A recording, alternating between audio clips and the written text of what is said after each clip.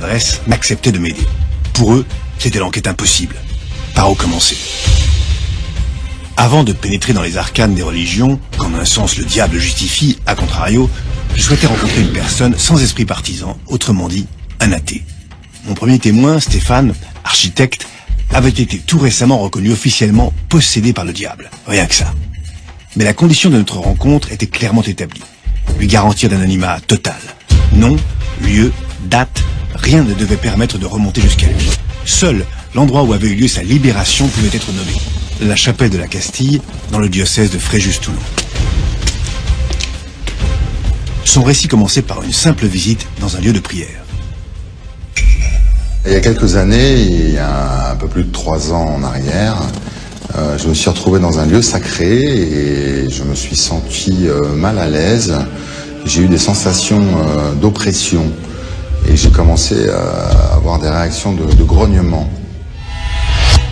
J'ai été au fond de cette église, j'ai vu donc la croix de Jésus et devant Jésus, j'ai commencé à insulter, à grogner, à blasphémer contre lui.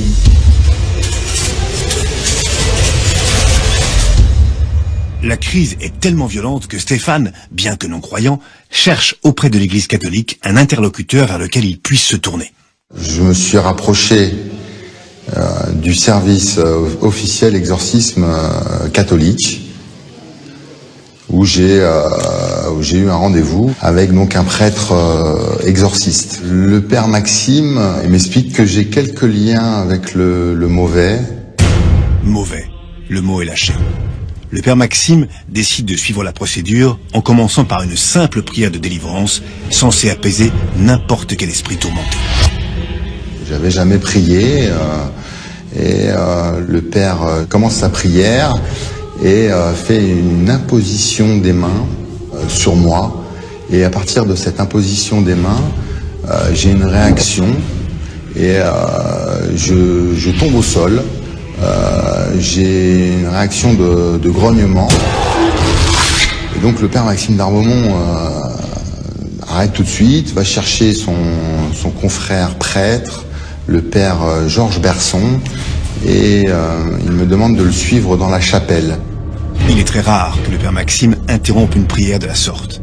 En 2013, à Paris, sur plus de 1500 consultations comme celle-ci, seules 3 personnes ont été emmenées dans la chapelle pour se faire exorciser. La crise de Stéphane devait être réellement violente pour qu'il décide de s'en remettre à un exorciste. L'opération est réputée très dangereuse. Chaque année, des décès faisant suite à un exorcisme font la une de nos journaux.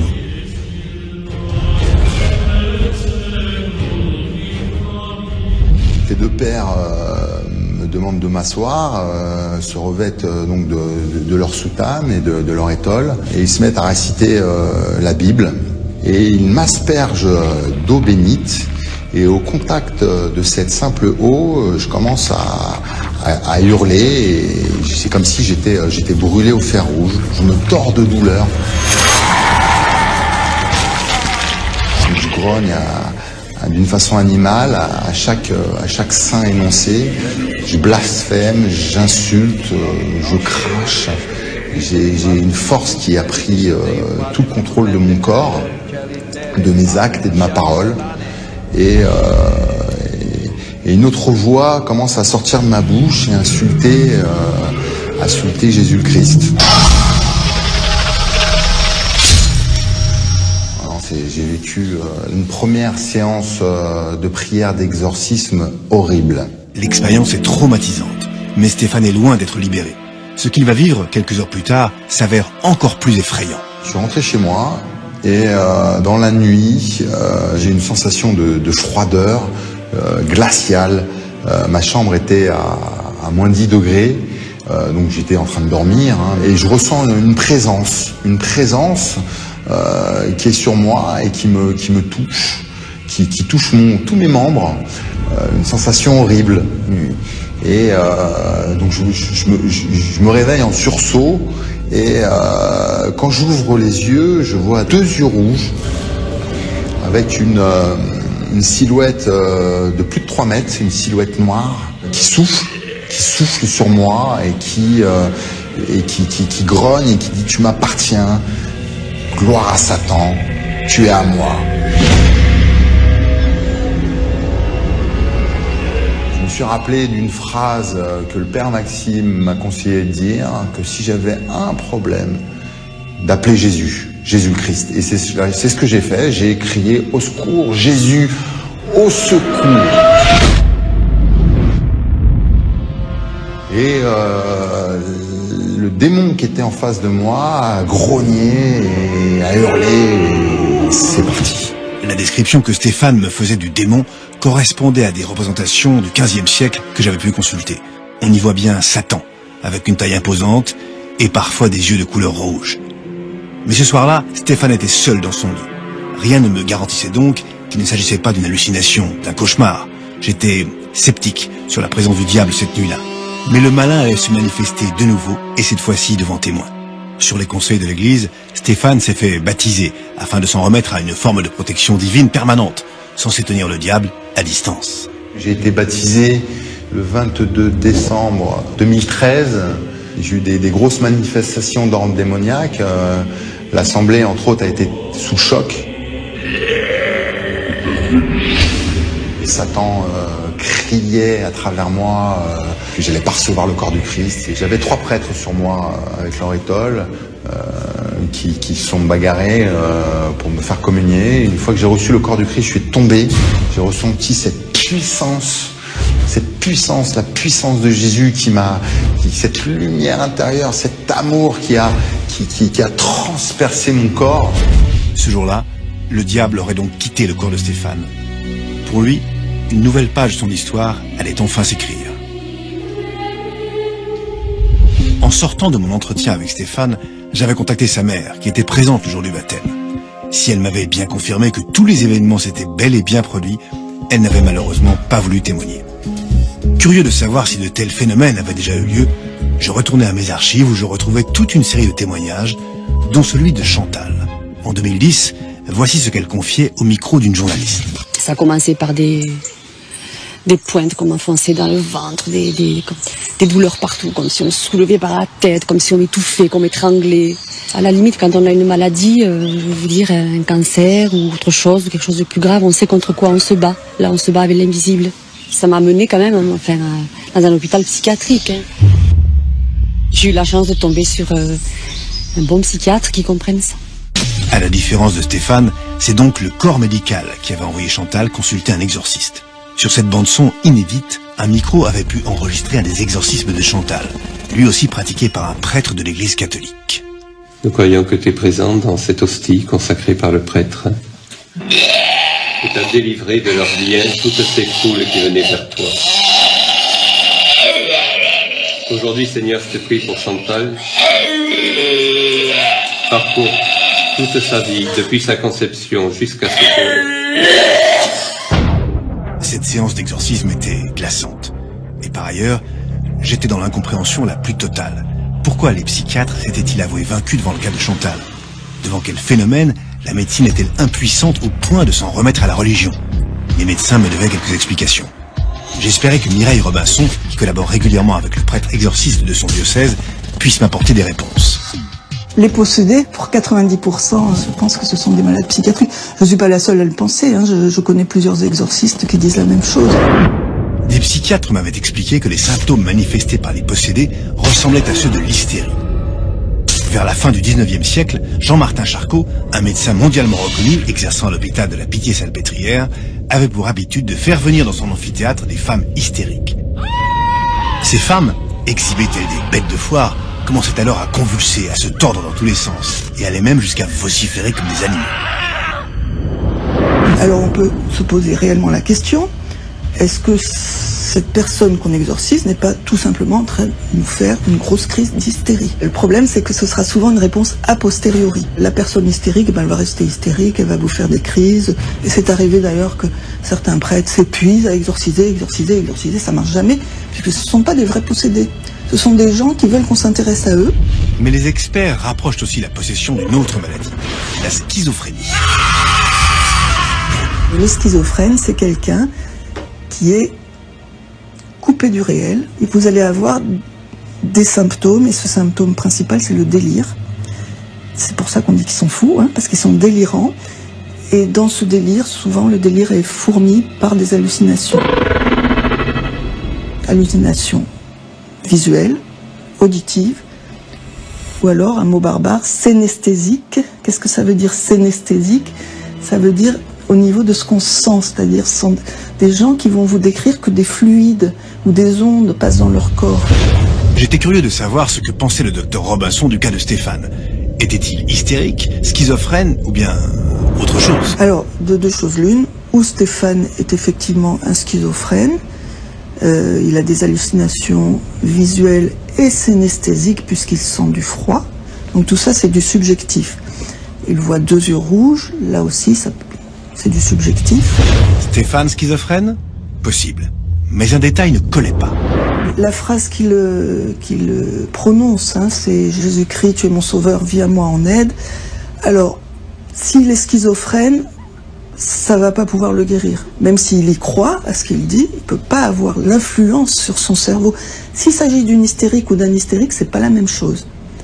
C'est-à-dire que une hystérique, elle, en prononçant sa phrase et en y croyant vraiment, elle pourra guérir. Si Stéphane peut s'auto-persuader, alors il n'est ni totalement schizophrène, ni totalement hystérique.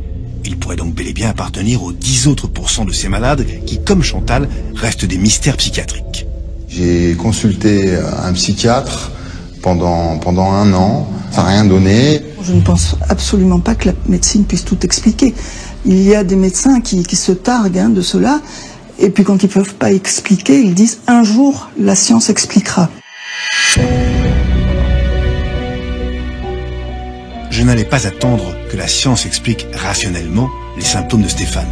Et avant tout, je voulais rencontrer physiquement une personne qui avait vu le diable quand il se manifestait chez Stéphane.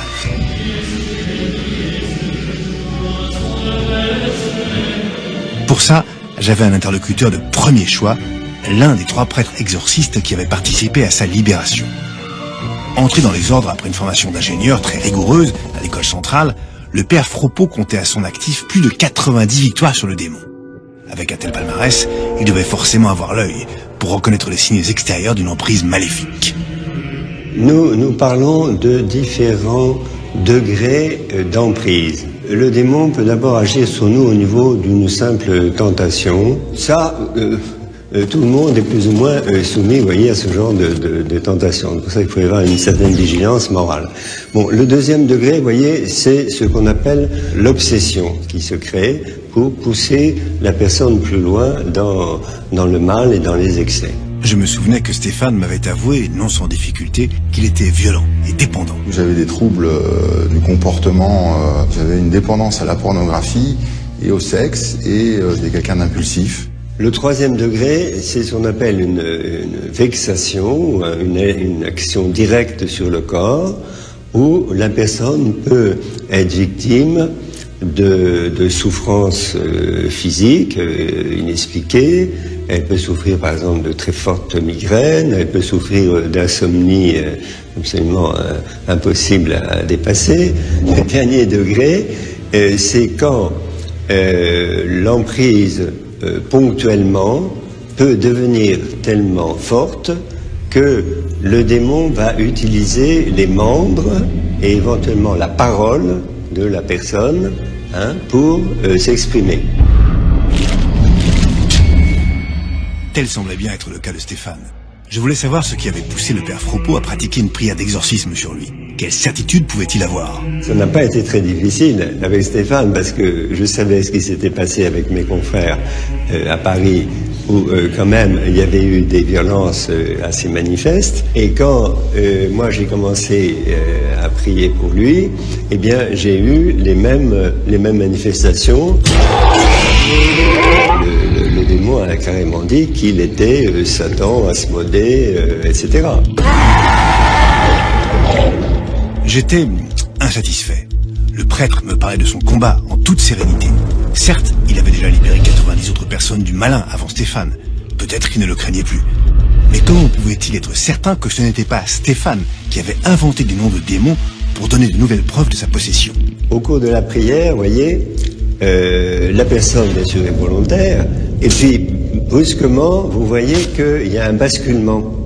Et que c'est une autre personnalité qui, pendant quelques minutes, va se servir des membres et de la parole de la personne en question.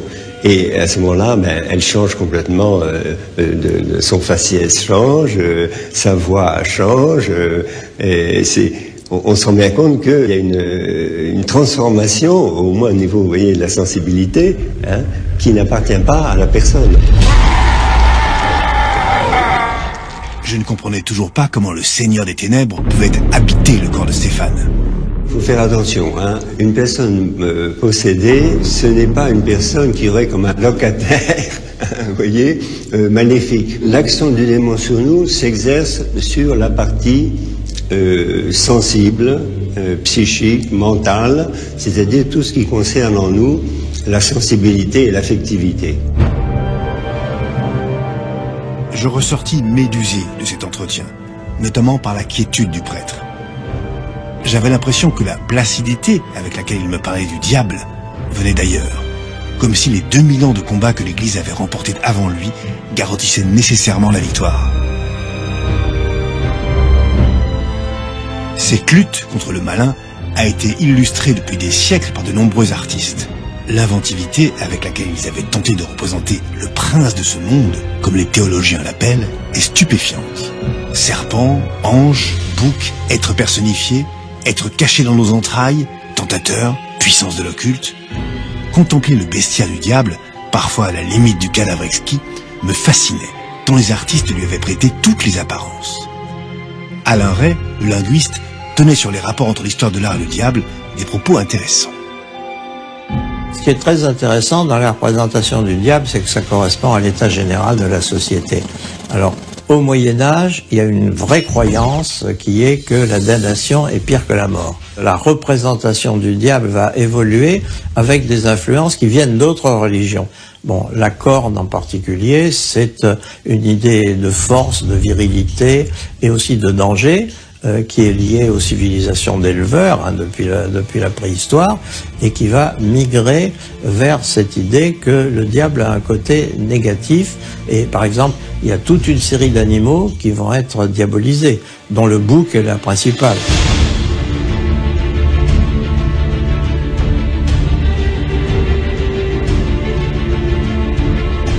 Même si de nombreux artistes lui ont prêté des apparences bestiales, beaucoup d'autres lui ont conféré les attributs d'un ange. Le diable chrétien va être identifié à un ange qui a manqué à ses devoirs et qui, par orgueil, a voulu s'opposer à Dieu et se prétendre l'égal de Dieu alors qu'il en est la créature. Et Dieu le punit, donc ça va devenir l'ange déchu.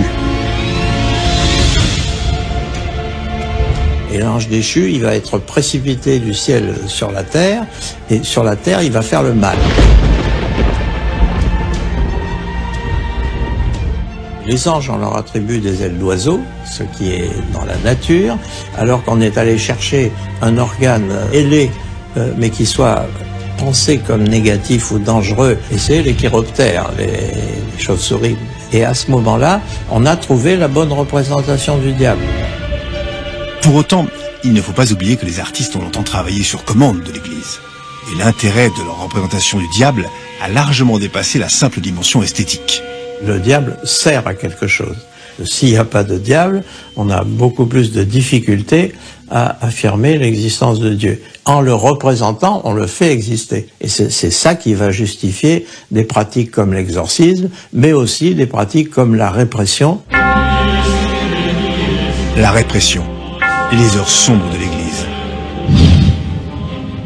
Du 15 au XVIIe siècle, entre 100 000 et 200 000 procès ont été tenus devant les tribunaux de l'Inquisition. Ce que l'on reprochait aux accusés, entre autres, d'être possédés par le diable ou d'entretenir des relations particulières avec lui. C'est la fameuse chasse aux sorcières. Les chiffres varient, mais de trop nombreux accusés y ont laissé la vie. Et pour cause, les techniques pour prouver la possession maléfique étaient les plus expéditives. À de nombreuses reprises, des femmes ont été ligotées puis jetées à l'eau. Si elles arrivaient à éviter la noyade, c'est parce qu'elles étaient complices de Satan. Elles étaient alors brûlées vives. Si elles se noyaient, c'est que ces malheureuses étaient innocentes. On le sait aujourd'hui, cette justice arbitraire contribue à maintenir en place le pouvoir politique de l'époque et à préserver l'unité de l'Église.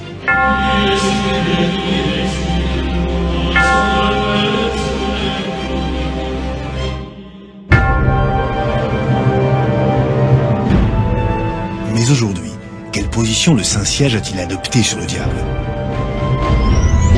Pour répondre à cette question, je pris la route de la cathédrale de Grenoble. Monseigneur Guy de Kérimel m'y avait donné rendez-vous.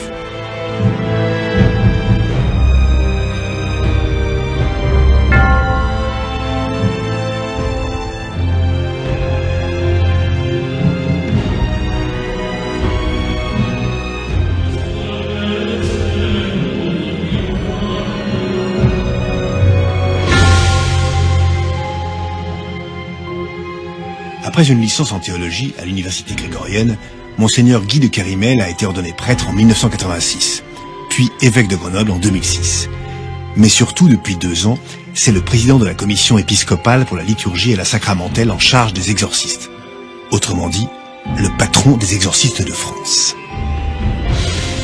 Habituellement, dans la tradition, il y a un exorciste par diocèse. Si le diocèse est important, quelquefois, il y a plusieurs exorcistes. Mais parce que, au fond, l'Église se rend bien compte qu'il y a d'abord un énorme besoin d'être écouté et d'être aidé dans cette situation objective de souffrance. Ça va mal. À des périodes d'inquiétude, de changement de civilisation, de troubles, de perte des repères, forcément les phénomènes paranormaux, la recherche de forces obscures va se multiplier. Et de ce point de vue-là, il y a besoin d'un plus grand nombre d'exorcistes. La réponse de Monseigneur de Kérimel était pour le moins ambiguë. Étaient-ce les croyants qui cherchaient à se dédouaner de leur turpitude par la présence du diable, ou étaient-ce les prêtres qui arrivaient à identifier l'œuvre du Seigneur des Ténèbres cachée derrière leur tourment? J'étais loin de me douter de ce qu'il allait m'annoncer. Je pense qu'un certain nombre de prêtres vous diront qu'ils ne croient pas au diable. J'étais abasourdi. Mais l'évêque avait certainement une explication pour que les prêtres ne croient plus en l'un des fondamentaux de l'Église. Toutes les années, on peut dire de l'après-concile, on n'a plus beaucoup parlé du démon. Et on dit que sa ruse, effectivement, ça a été de faire croire qu'il n'existait pas. Et donc de faire des dégâts beaucoup plus librement, puisque n'étant pas dévoilé. Je comprenais mieux. Ce que Monseigneur de Kérimel tentait de m'expliquer, c'était les conséquences sismiques qu'avait eu le Concile de Vatican II. Au milieu du XXe siècle, le pape Jean XXIII avait alors invité les églises catholiques, protestantes et orthodoxes à réfléchir sur la manière d'introduire dans la religion les sciences sociales, dont la psychiatrie et la psychologie. Cette réforme aurait eu un effet majeur sur la foi, et forcément sur la perception de la possession. On a pensé que nous étions dans l'ère de la raison et que la raison allait tout expliquer. On ne croyait plus tellement en l'existence du démon, du malin. Et chez un certain nombre de prêtres, c'était une manière symbolique de parler du mal qui opprime la personne humaine. Aujourd'hui, on se rend compte qu'il y a beaucoup de souffrance. Je pense qu'il y a aussi une revanche de l'irrationnel depuis un certain nombre d'années. Cet entretien me laissait songeur. L'Église avait souhaité s'en remettre à la raison, mais un certain nombre de prêtres n'ont jamais partagé cette vision édulcorée du diable. Pour eux, le Seigneur des Ténèbres était tout sauf une manière psychologique de nommer le mal. Et il n'a pas fallu attendre longtemps pour que l'Église reprenne le combat, avec en première ligne le pape. C'est ainsi qu'au tournant du siècle, Jean-Paul II a redoublé d'efforts pour contrer les forces obscures. Premier fait d'armes, renouveler le rituel d'exorcisme qui était resté inchangé depuis 1614. Les prêtres exorcistes pouvaient ainsi rentrer dans le 3e millénaire avec un rite transformé, bien moins théâtral que le précédent. Mais impossible d'en savoir beaucoup plus. Ce rituel, l'Église voulait le conserver secret. Suite à cela, le pape devenu saint, qui faisait souvent référence au diable dans ses homélies afin de prévenir l'humanité de la menace qui la guettait, serait allé jusqu'à réaliser un exorcisme en public, à Rome, sur la place Saint-Pierre. Plus récemment, c'est le pape François qui aurait été surpris en plein exorcisme.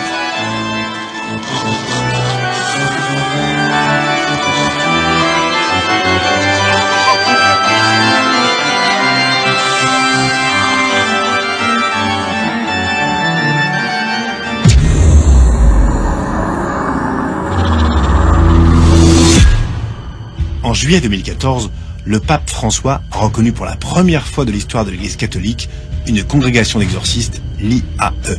la fameuse Association internationale des exorcistes.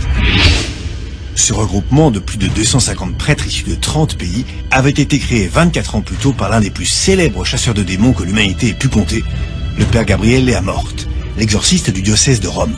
À son actif, il compterait plus de 70 000 exorcismes et aurait mené des combats les plus risqués contre Satan. Un jeune homme que j'exorcisais allait me cracher dessus, alors j'ai mis ma main devant ma bouche. Et là, j'ai vu qu'il avait craché 3 clous. Des clous très longs. Si on avait fait une radio dans un hôpital, ces clous n'auraient pas été visibles, parce qu'ils se matérialisent seulement quand ils sortent de la bouche. Voilà une scène à laquelle j'aurais rêvé d'assister.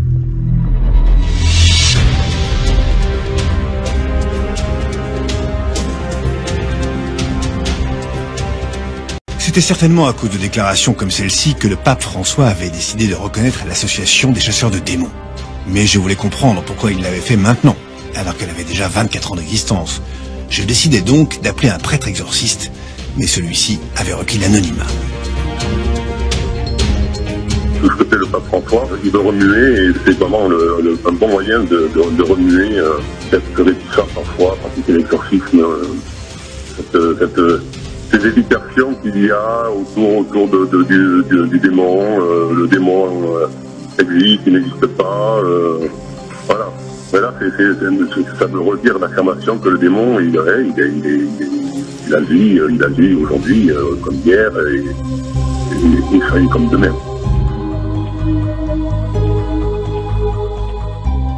Le pape François voulait donc redonner confiance aux prêtres de l'Église catholique qui douteraient ou qui auraient des réticences.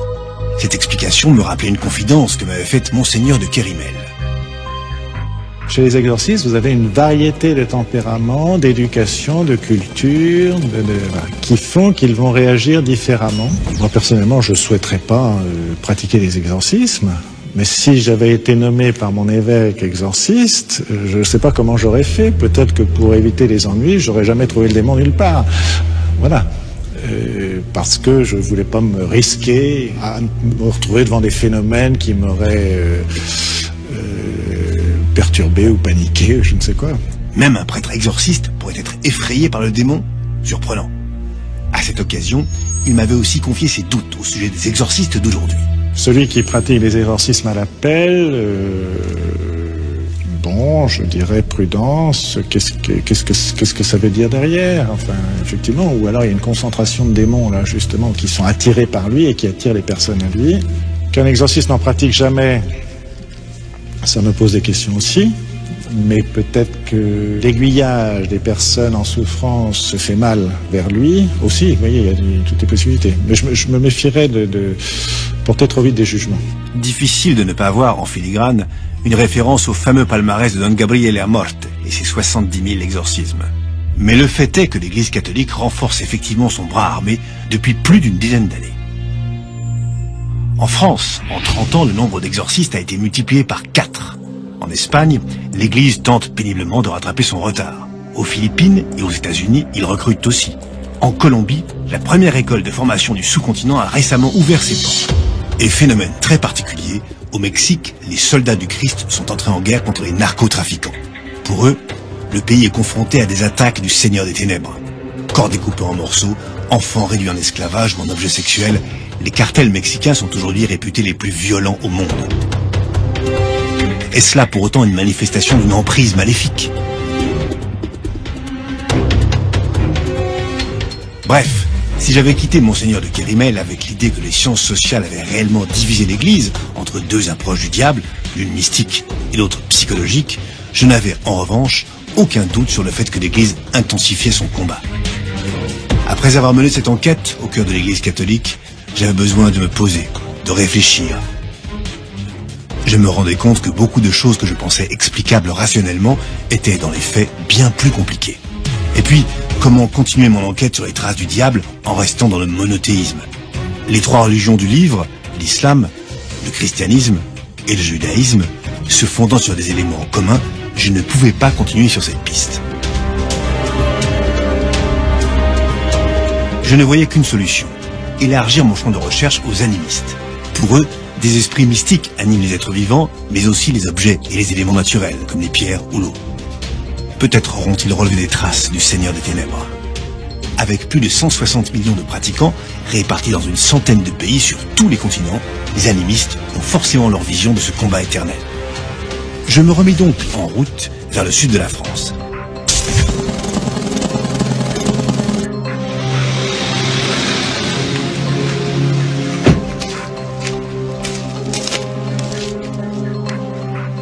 On m'avait dit que Nancy Middle, anthropologue à l'université de Nice, pouvait m'apporter des réponses. Pour l'inciter à témoigner, je lui avais raconté les moindres détails de mon enquête. Elle s'était alors laissée convaincre, mais un peu réticente à me recevoir avec toutes mes énergies négatives, elle voulut d'abord procéder à un rituel de purification pour me nettoyer. Pourquoi pas?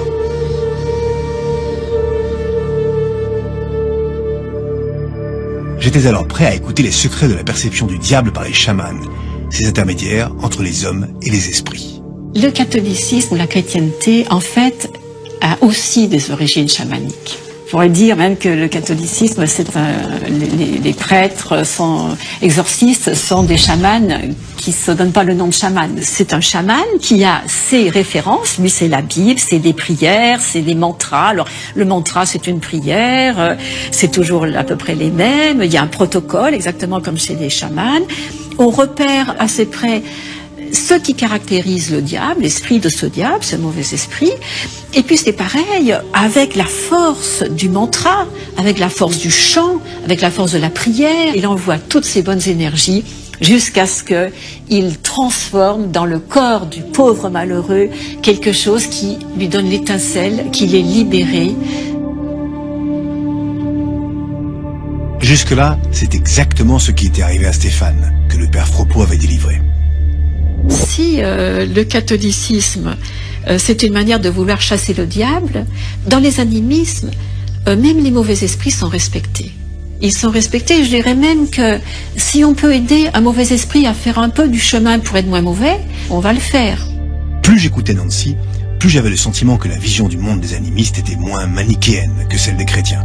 Dans le catholicisme, une fois pour toutes, le diable est diable, une fois pour toutes, Dieu est Dieu. Dans les animismes, tout peut être mouvant. L'esprit de l'eau, il peut vous protéger et vous aider à bien vivre. Ce même esprit de l'eau, il peut faire tomber votre maison, tuer votre enfant, etc.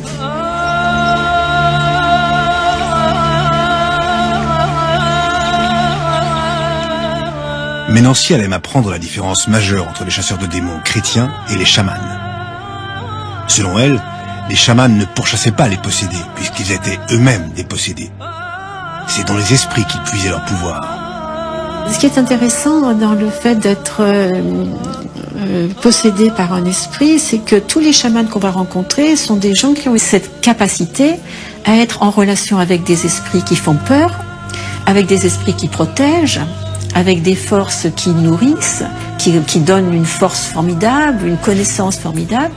Donc c'est d'être proche de la créativité du chaos, de pouvoir y aller et de pouvoir en revenir avec un plus et pas une folie ou un moins.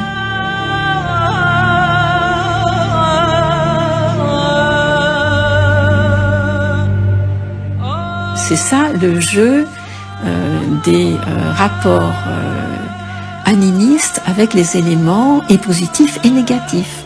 Je comprenais mieux maintenant l'erreur des premiers anthropologues qui avaient assimilé la transe des chamans à des crises hystériques et schizophréniques.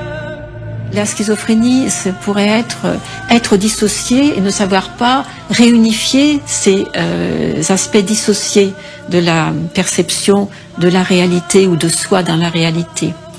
Mais le chaman, lui, il le fait de manière volontaire et il utilise la capacité de se dissocier pour fabriquer de la guérison, alors que le schizophrène, lui, est malade. Le chaman, c'est un médecin, on pourrait dire c'est un médecin des âmes. Soigner les âmes. Si l'image était très poétique, je me demandais ce que les professionnels européens de la psychiatrie en pensaient. J'avais déjà eu l'avis de Mireille Robinson, mais elle n'était pas experte en chamanisme. En revanche, dans mes archives, m'attendait le témoignage d'Édouard Collot, un psychiatre qui connaissait vraiment bien leur méthode. Et pour cause, il Il avait en effet suivi partout sur la planète l'un des plus grands anthropologues, Bertrand L., spécialisé dans la possession chamanique. Pour moi, l'exorcisme, c'est une réalité. Ce n'est pas une forme de médecine, c'est travailler avec le monde des esprits et faire en sorte que l'esprit du mal qui vous possède soit chassé, car l'âme peut être prisonnière d'un esprit, bien ou mal. Plutôt surprenant d'entendre le mot « âme » dans la bouche d'un psychiatre. Mais Édouard Collot n'est pas le premier. Carl Jung, le disciple de Freud, aurait même joué un rôle précurseur. Jung l'a théorisé en disant « je suis conscient d'un certain nombre de choses, et puis j'ai un inconscient ». Alors, qu'est-ce que c'est que cet inconscient?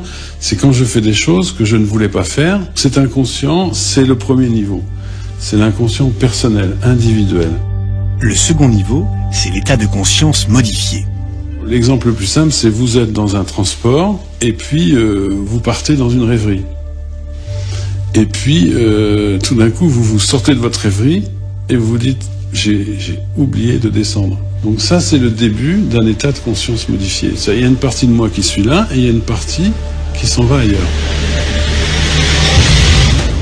C'est-à-dire qu'à ce moment-là, je vais pouvoir percevoir des choses que d'autres personnes perçoivent. Car à un niveau collectif, il y a une sorte d'espace, on va dire, virtuel, dans lequel les pensées circulent.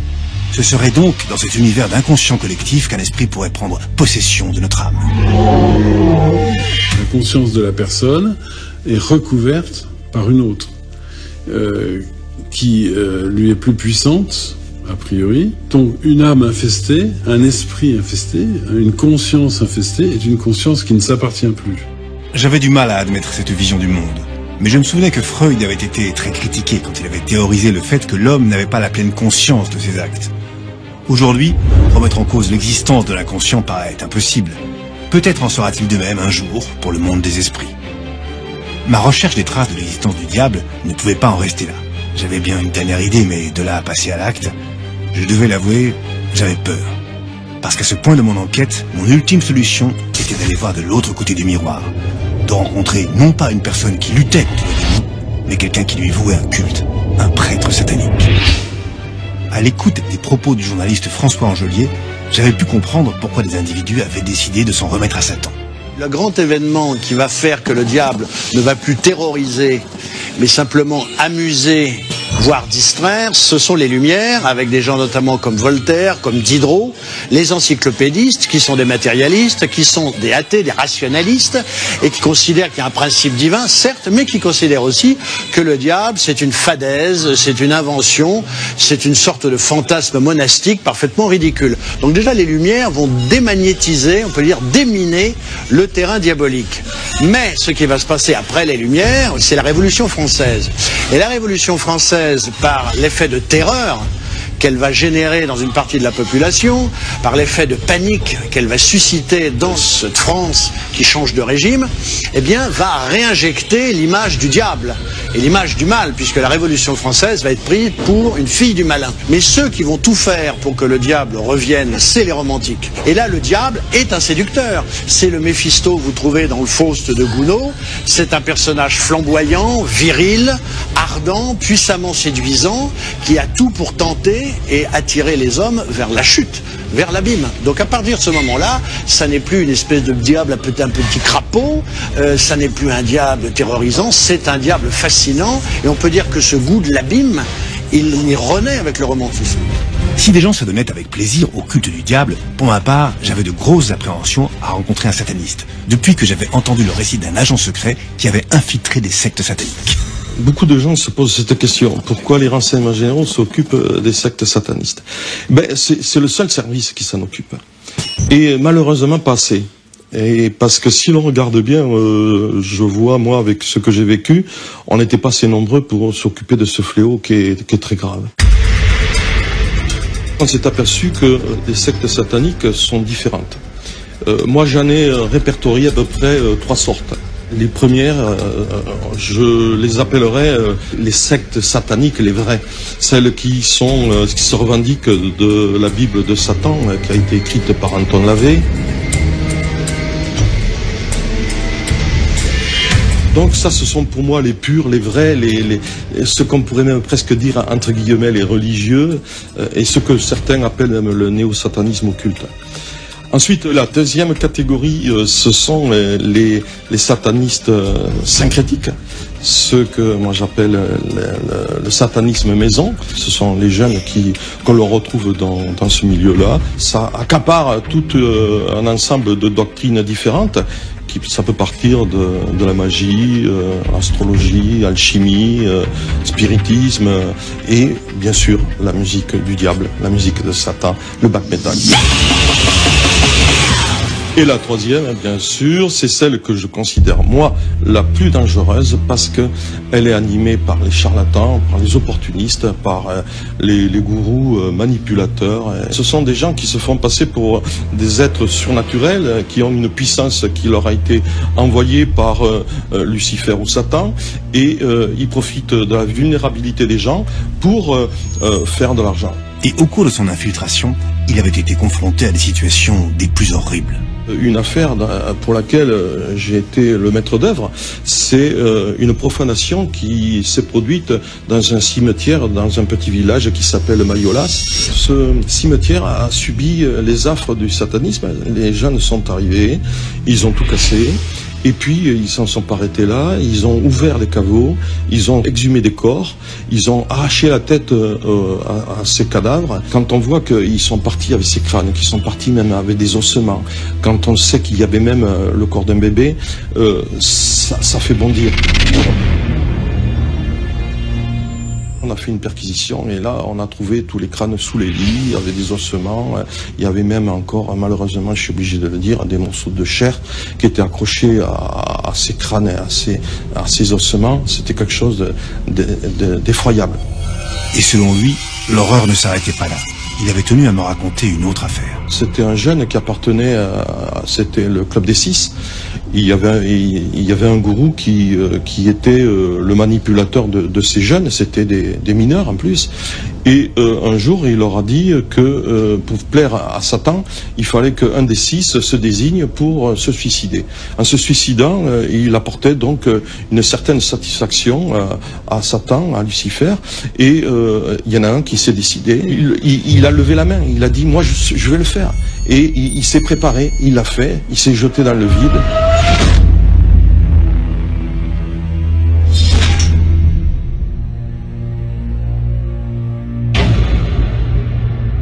Quand on l'a retrouvé, son pendant, avec une croix à l'envers, accrochée, elle s'était, comme par hasard, enlevée de l'oreille, elle était posée dans le sang. Donc on se pose la question, est-ce qu'il y a eu une manipulation après de ses copains ou du gourou qui a enlevé le pendant de l'oreille de ce gamin qui s'était tué pour le mettre dans le sang? Parce que le sang a beaucoup de puissance chez les satanistes.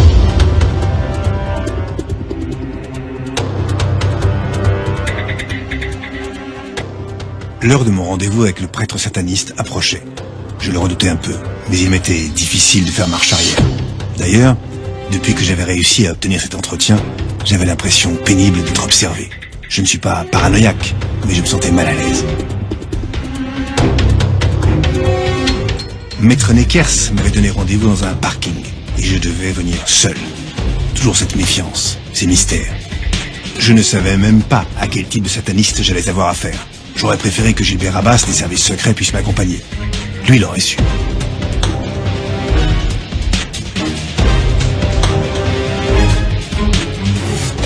Mais c'était les conditions que je devais respecter pour que le prêtre sataniste me livre son expertise sur les démons. À son avis, qu'est-ce qui tourmentait Stéphane ?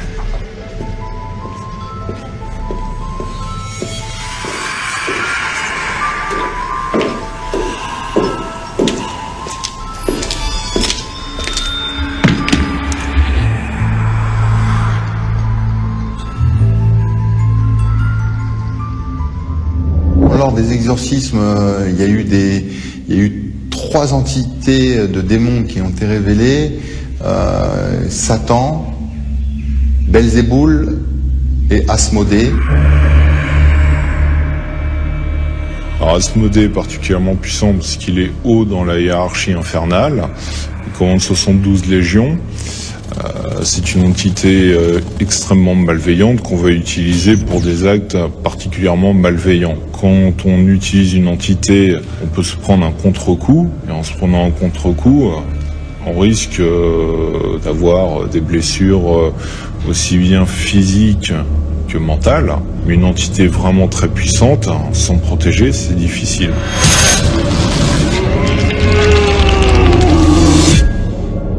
Admettons, le prêtre sataniste serait capable d'invoquer les entités les plus puissantes.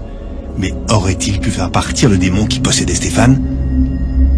En tant que sorcier sataniste, pratiquant donc la sorcellerie sataniste, j'aurais procédé à un exorcisme qui aurait sans doute fonctionné, probablement de manière moins douloureuse. Étant donné qu'on trempe vraiment dans le milieu, qu'on travaille avec les entités, ce qui n'est pas le cas de l'Église au sens large, qui elle travaille avec des entités de nature plus angélique, si on peut dire. À l'entendre, le combat entre le bien et le mal ne se déroulait plus uniquement au niveau des entités, mais bel et bien sur Terre. L'Église et les satanistes étaient eux aussi en guerre. Et dans cette lutte, je me demandais jusqu'où s'étendaient les pouvoirs du prêtre. À quel point sa prétention à domestiquer les entités maléfiques pouvait-elle bien s'étendre ? Le plus gros travail que j'ai effectué, ça a été le pacte. Ça consiste à une sorte de mariage entre une entité et un humain. Le pactisant va se retrouver possédé par une entité. Et cette entité va lui apporter un pouvoir très important, par exemple la richesse. Néanmoins, au bout d'un certain temps, l'entité, on ignore ce qu'elle fait de la personne et comment elle va la tuer.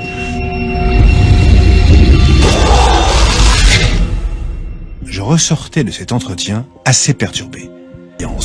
L'Église, depuis toujours, se mobilise contre son rival, son miroir sinistre. Pas de diable sans Dieu. On y croit ou pas. Mais objectivement, des témoignages comme ceux de Stéphane et de Chantal restent inexpliqués par la science. En tout cas, ce concept, quel que soit son nom, a marqué l'humanité au plus profond de ses entrailles. Aujourd'hui, il existe bel et bien pour les centaines de milliers de personnes qui agissent en son nom ou qui luttent contre lui. Les exorcistes ont de beaux jours devant eux.